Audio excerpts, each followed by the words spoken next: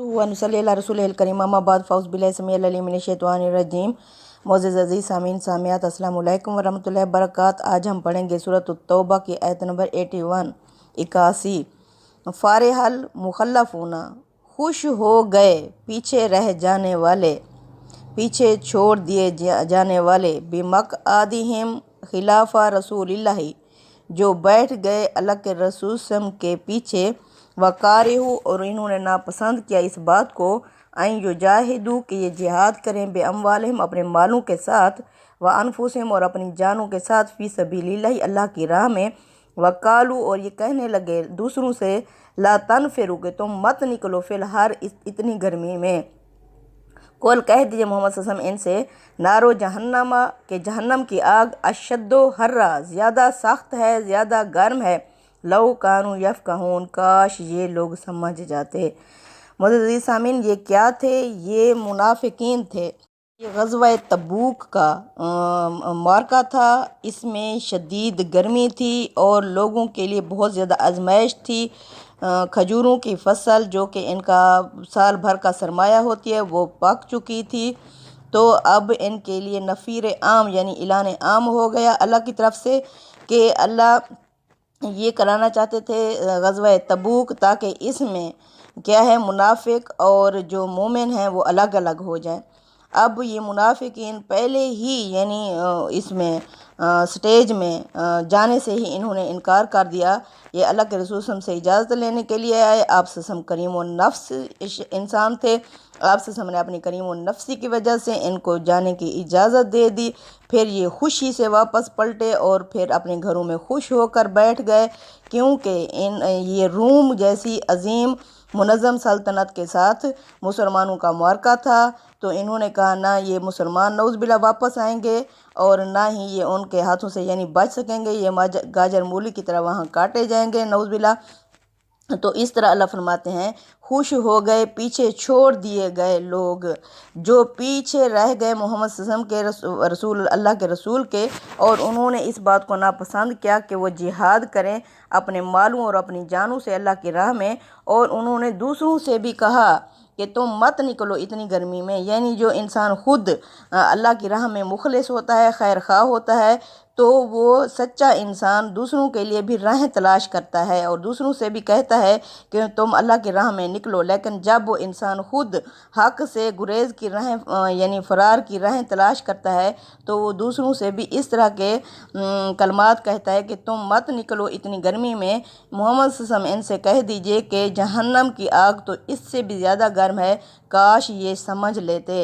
यानी इंसान बसीरत वाला इंसान क्या है? बसीरत वाला इंसान वो होता है जो इसका रिज़ल्ट देखता है। ये तो दुनियावी रिज़ल्ट था, ठीक है, ये बच गए यहाँ, इस गर्मी को इन्होंने अपने ऊपर बचा लिया अपने आप को। लेकिन अल्लाह फरमाते हैं बसीरत वाले मोमिन तो असली जो खालिस थे वो बसीरत रखते थे, उन्हें दुनिया की गर्मी से कोई सरोकार नहीं था, वो आखिरत की उससे बचना चाहते थे गर्मी से। तो अल्लाह फरमाते हैं अगर इन्हें मालूम होता, अगर इनके अंदर थोड़ी सी बसीरत होती तो ये ज़रूर सोचते, लेकिन ये बसीरत से आरी लोग थे, तो इन्होंने इस दुनिया की गर्मी को तरजीह दी। फल यज़हकू कलीलों, बस इन्हें चाहिए कि ये हंस लें थोड़ा सा, वल यबकू कसीरा, क्योंकि इन्होंने बहुत सारा रोना है। जज़ाअम बिमा कानू यक्सिबून, ये बदला होगा इनके करतूतों का। ठीक है, ये दुनिया में अब खुश हो रहे हैं, खुश हो के वापस पलटे हैं, खुशी खुशी अपने घर में बैठ गए हैं। अल्लाह फरमाते हैं ये इस थोड़ी सी खुशी पर खुश हो जाएं, क्योंकि जब ये जहन्नम में जाएंगे तो जहन्नम की जो आग होगी इसके ऊपर ये बहुत ज़्यादा रोएंगे अपने करतूतों की वजह से, क्योंकि ये नफ़ीर आम था। अब क्या होता है, यानी इंसान जो असली ईमान वाले लोग होते हैं वो अपनी मर्ज़ी नहीं करते, वो अपनी मर्ज़ी अल्लाह के सपुर्द कर देते हैं। तो अल्लाह के जब सपुर्द कर देते हैं तो फिर अल्लाह के मुताबिक ही चलते हैं, यानी फिर रिमोट कंट्रोल वैसे भी अल्लाह के हाथ में है, लेकिन उस वक्त तो यानी अल्लाह के हाथ में आ जाता है। तो अल्लाह जिस तरह भी हुक्म दें इंसान को करना पड़ता है, क्योंकि इंसान जन्नत के एवज़ अपने आप को अल्लाह के हवाले कर देता है। فَإِن رَجَاكَ اللَّهُ پس محمد صلی اللہ علیہ وسلم اگر آپ کو لے جائے اللہ اِلیٰ طَائِفَةٍ مِّنْهُمْ ان میں سے ایک جماعت کی طرف فَاسْتَأْذَنُوكَ لِلْخُرُوجِ تو آپ سے یہ اجازت مانگیں گے نکلنے کی، باقی یعنی کوئی جہاد ہوا تو اس میں نکلنے کی آپ سے اجازت لیں گے، فَقُلْ لَن پس آپ بھی کہہ دینا محمد صلی اللہ علیہ وسلم ان سے لن تخرجوا تم ہرگز نہیں چل سکتے معیا ہمارے ساتھ ابدًا کبھی بھی، وَلَن تُقَاتِلُوا معیا عدوا اور نہ ہی تم ہمارے ساتھ ہمارے دشمنوں سے مل کر لڑ سکتے ہو، انکم رضیتم بالقعود اول مرۃ اس وجہ سے کیونکہ تم راضی ہو گئے تھے پہلی دفعہ بھی بیٹھے رہنے پر، فاقعدوا بس بیٹھے رہو مع الخالفین پیچھے بیٹھے رہنے والوں کے ساتھ۔ اب اللہ فرماتے ہیں انہوں نے یعنی ان کے تو ذہن و وہم و گمان میں بھی نہیں تھا کہ اللہ کے رسول واپس آئیں گے اور ان کے ساتھی واپس آئیں گے، کیونکہ انہوں نے سوچا ہوا تھا کہ اتنی بڑی سلطنت کے ساتھ مقابلہ یہ تو یعنی بالکل ایسے ہے جیسے ہم لوگ جس طرح سوچتے ہیں کہ امریکہ کے ساتھ، تو یہ بھی اتنی بڑی سلطنت کے ساتھ مقابلہ تھا، تو انہوں نے کہا کہ اب یہ جو ہیں واپس ہی نہیں آئیں گے۔ تو اللہ فرماتے ہیں محمد صلی اللہ علیہ وسلم وہ جو آپ کے لیے یعنی انتظار کر رہے تھے کہ محمد صلی اللہ علیہ وسلم اور ان کے ساتھی واپس نہیں آئیں گے، یعنی جن کے کرتوتوں کی وجہ سے جن کے منہ دیکھنے کو تم تیار نہیں ہو، اگر ان کے منہ تمہیں تقدیر دکھا دے اور یہ گمان کیے بیٹھے ہیں کہ مسلمان کبھی نہیں آئیں گے رومی فوج سے، اگر اللہ آپ کو ان کافروں کی طرف یعنی ان منافقوں کی طرف لے جائے تو اس وقت یہ کیا کریں گے؟ آپ سے اجازت مانگیں گے نکلنے کی، تو آپ کہہ دینا کہ تم ہمارے ساتھ ہرگز نہیں نکل سکتے، نہ ہی ہمارے دشمنوں کے ساتھ لڑ سکتے ہو، کیونکہ تم نے پہلی دفعہ بیٹھے رہنے کو پسند کیا، اب بھی بیٹھے رہو پیچھے عورتوں کے ساتھ بیٹھے رہنے والوں کے ساتھ۔ یہ معاشرتی تقاضا تھا۔ اب معاشرتی اللہ نے فرمایا کہ انہیں اپنے آپ سے معاشرتی لحاظ سے الگ کر دو، اب یعنی ان کے ساتھ سختی سے پیش آؤ۔ اللہ تعالیٰ نے منافقین کے بارے میں اللہ کے رسول صلی اللہ علیہ وسلم کو پہلے کیا کیا؟ آپ صلی اللہ علیہ وسلم کو اللہ تعالیٰ نے ان کے لیے استغفار کے لیے روک دیا کہ اب ان کے لیے محمد صلی اللہ علیہ وسلم کوئی معافی کی گنجائش نہیں ہے، آپ ان کے لیے معافی کی درخواست نہ کریں اللہ سے۔ دوسرا یہ کہ معاشرتی تقاضا اب ان سے معاشرتی طور پر منقطع ہو جائیں۔ تیسرا یہ کہ اللہ نے فرمایا کہ اب ان کی نماز جنازہ کے لیے بھی کھڑے نہ ہوں۔ چوتھی بات یہ ہے کہ اللہ نے فرمایا کہ اللہ اپنے قاعدے اور قانون کے مطابق دیکھے گا، جس کے دل میں تھوڑی سی رمق ہوگی اسلام کی تو اللہ اسے اسلام کی توفیق دے دے گا، ورنہ نہیں تو پھر کیا ہوگا؟ چھٹی چیز کہ اللہ اپنے رسول کی یعنی یہ جو استغفار سے روک دینا ہے، یہ ہے دنیا میں شفاعت۔ آپ صلی اللہ علیہ وسلم کی شفاعت اللہ تعالیٰ نے دنیا میں روک دی کہ اب ان کافروں کے لیے کوئی شفاعت نہیں ہوگی، آپ ان کے لیے کوئی دعا نہ کریں۔ اسی طرح قیامت والے دن بھی ایسے ہی لوگوں کے بارے میں اللہ شفاعت سے محمد صلی اللہ علیہ وسلم کو روک دیں گے، اللہ اجازت نہیں دیں گے، جس طرح اللہ تعالیٰ نے دنیا میں آپ صلی اللہ علیہ وسلم کو روک دیا۔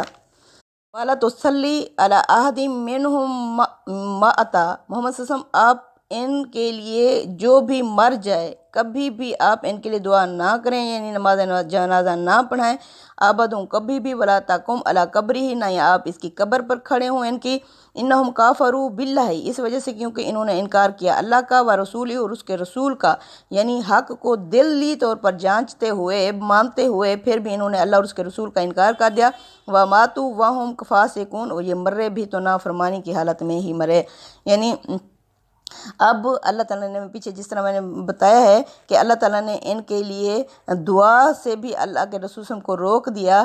اب اللہ کے رسول صلی اللہ علیہ وسلم ان کی یعنی مدینہ کی چھوٹی سی بستی تھی، یہ بہت بڑی سزا تھی، پہلے 2 گروہوں سے بھی زیادہ یہ سزا بہت بڑی تھی کہ ایک چھوٹی سی بستی میں کوئی ان کے ساتھ معاشرتی کوئی ان کے ساتھ معاملہ نہیں ہوگا، اب نہ ہی ان کی نماز جنازہ پڑھی جائے گی اور نہ ہی ان کے لیے کوئی دعا کی جائے گی، کیونکہ انہوں نے جان بوجھ کر اللہ اور اس کے رسول کا انکار کر دیا اور یہ مرے بھی تو اس نافرمانی کی حالت میں ہی مرے۔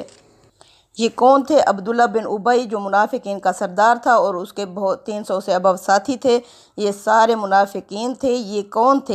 یہ سارے مدینہ اور اس کے ارد گرد کے نواحی علاقے اوس اور خزرج کے لوگ تھے، یہ سارے۔ اب پہلی سٹیج پہ اللہ تعالیٰ یعنی ان سے معاشرتی بائیکاٹ کروا رہے ہیں۔ اللہ فرماتے ہیں اب یہ ان سے معاشرتی مقاطع ہو گیا، والا تو جب کا اموالہم، اور آپ کو نہ تعجب میں ڈالیں ان کے مال، والا اولادہم، نہ ہی ان کی اولادیں، انما یرید اللہ، بے شک اللہ تو چاہتا ہے، ان یعذبہم، کہ ان منافقوں کو عذاب دے، بےہا اس دنیا میں، بےہا ان مالوں کے ذریعے سے، فی دنیا اس دنیا میں، وتضحک انفسہم، اور ان کی جانیں بھی نکالے، وہم کافرون، اس حالت میں کہ یہ کفر کی حالت میں ہوں۔ یعنی یہ بہت امیر لوگ تھے۔ اللہ فرماتے ہیں یہ نہ ہو کہ آپ لوگ ان کے مال اور اولاد سے متاثر ہو کر ان سے ان کی نماز جنازہ یا ان کے لیے دعائے خیر کر بیٹھو، ہرگز نہیں، نہ ان کے مال نہ ان کے اولاد آپ لوگوں کو تعجب میں ڈالیں۔ اللہ تو ایسے ان کے مالوں اور ان کے اولادوں کے ذریعے سے انہیں دنیا میں بھی یعنی عذاب دے گا، اور آخرت میں بھی ان کی جانیں کفر کی حالت میں ہی نکلیں گی۔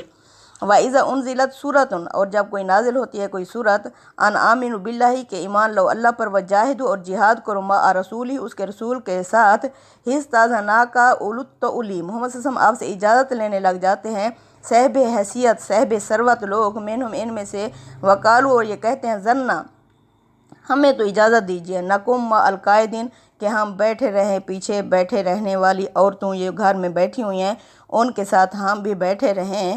اللہ فرماتے ہیں جب بھی ان سے کہا جاتا تھا کہ ایمان لاؤ، یعنی اصل ایمان کیا ہے؟ ایمان اس دلی کیفیت کا نام ہے جس میں آدمی اپنے آپ کو اپنے مالک کے سپرد کر دیتا ہے، اپنی مرضی کو اس کی مرضی کے تابع کر دیتا ہے، اور اللہ اور اس کے رسول کی مخلص کی حیثیت سے زندگی بسر کرتا ہے۔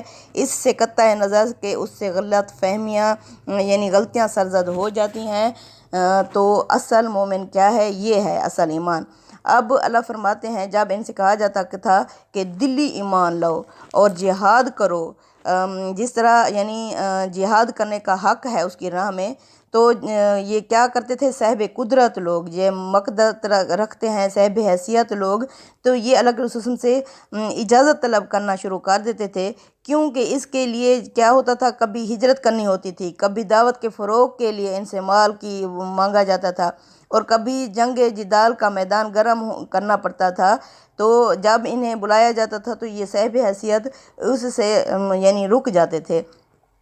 اللہ فرماتے ہیں راضوا بان یکونوا، یہ خوش ہو گئے ہیں، راضی ہو گئے ہیں اس بات پر، ان یکونوا مع الخوالف، کہ یہ بیٹھ جائیں پیچھے رہنے والے کے ساتھ، وطبع علی قلوبہم، پس مہر لگا دی ان کے دلوں پر، فہم لا یفقہون، پس یہ لوگ کچھ بھی نہیں سمجھتے۔ اللہ فرماتے ہیں یہ ٹھیک ہے، یہ خوش ہو گئے ہیں پیچھے رہ جانے والی، جس طرح گھر میں عورتیں بیٹھی رہتی ہیں، تو اللہ زنگ آلود کر دیتا ہے ایسے لوگوں کے دلوں۔ لیکن الرسول، لیکن جو رسول ہیں، والذین آمنوا، اور وہ لوگ جو ایمان لائے ہیں، معاہ، ان کے ساتھ، جاہدوا، وہ تو جہاد کرتے ہیں، باموالہم، اپنے مالوں کے ذریعے سے، وانفسہم، اور اپنی جانوں کے ذریعے سے، واولئک لہم الخیرات، ایسے لوگوں کے لیے نیکیاں، رحمتیں اور برکتیں ہوں گی، واولئک هم المفلحون، یہی لوگ ہیں جو فلاح پانے والے ہیں، کامیاب ہونے والے ہیں۔ سبحان اللہ۔ اعد اللہ لہم، اللہ نے تیار کر رکھا ہے ایسے لوگوں کے لیے، جنت تجری، جاری ہوں گے، من تحتہا الانہار، جس کے نیچے نہریں، خالدین فیہا، یہ ہمیشہ اس جنت میں رہیں گے، ذالک الفوز العظیم، یہ ایک بہت بڑی کامیابی ہے، یعنی جنت کا مل جانا یہ ایک بہت بڑی کامیابی ہے۔ یہی جنت ہے جس کے لیے یعنی ہمیشہ کی زندگی ہوگی، جس کے لیے انسان دنیا میں جینے کی کوشش کرتا ہے، تو آخرت جو ہمیشہ اور باقی رہنے والی ہے، تو اس کی تیاری کیے بغیر ہم اس کو حاصل نہیں کر سکیں گے۔ اس کا جو ہے سلیبس وہ قرآن ہے، قرآن کو سمجھو، قرآن کو پڑھو اور قرآن پر عمل کرو، یہی آخرت میں ہمارے کام آئے گا۔ صدق اللہ العظیم۔ تقبل منا انک انت السمیع العلیم وتب علینا انک انت التواب الرحیم۔